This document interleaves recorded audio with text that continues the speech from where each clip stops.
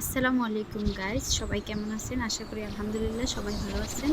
আজকে আমি আপনাদের সামনে এসেছি নতুন একটি ব্লগ ভিডিও নিয়ে। সেটা হচ্ছে মিরাসরাইয়ের খইয়াছড়া ঝর্ণার ভিডিও। আমি আর আপনাদের ভাই গেছিলাম আমরা খইয়াছড়া ঝর্ণা দেখতে। তো আমরা একটা বোটে করে সেখান থেকে ঝর্ণার কাছে যাই। তো দেখুন দর্শক, আশা করি ভিডিওটা আপনাদের ভালো লাগবে।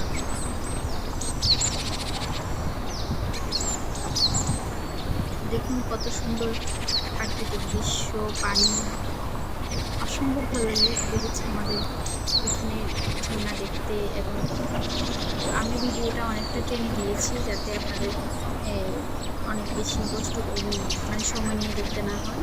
দেখুন দর্শক, আমরা প্রায় ঝর্ণার কাছাকাছি চলে এসেছি।